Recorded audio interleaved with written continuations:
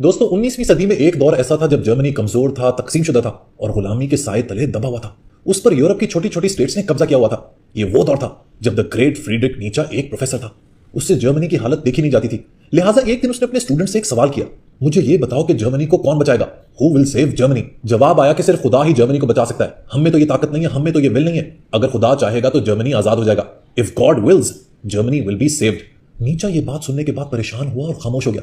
उसने सोच लिया कि जर्मनी के जो लोग हैं ना वो सिर्फ मौजों के इंतजार में हैं, और जो कौमें मौजों के इंतजार में रहती हैं वो हमेशा डिक्लाइन यानी तनज़्ज़ुली का शिकार रहती हैं। ऐसी कौमें सिर्फ भेड़ बकरियां होती हैं जिनकी अपनी कोई इज्जत नफ्स, कोई सेल्फ एस्टीम, कोई जीने की लगन नहीं होती।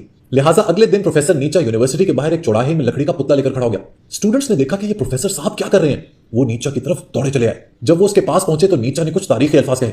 उसने कहा कि I have killed your God on the crossroads of Germany. मैंने तुम्हारे खुदा को जर्मनी के चौराहे पर मार दिया है। उसका कहना था कि ये कैसा खुदा है जो कमजोर काहिल लोगों को भी रोटी देता है, उनको भी जीने का मौका देता है। सब हैरान रह गए। उसने स्टूडेंट से एक बार फिर सवाल किया, हु विल सेव जर्मनी? लेकिन इस बार जवाब मुख्तलिफ था।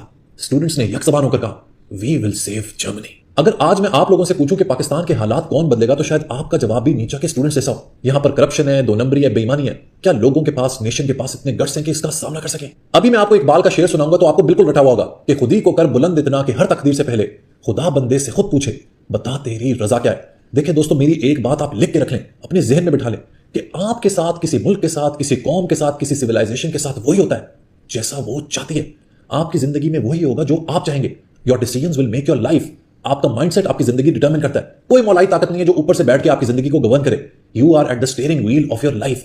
नीचा अपने फलसफे के तहत यही बात लोगों को समझाना चाहता था। नीचा अपने स्टूडेंट्स को मेटाफोरिकली ये समझाना चाहता था कि अगर खुदा के इंतजार में रहोगे ना तो खुदा कभी नहीं आएगा।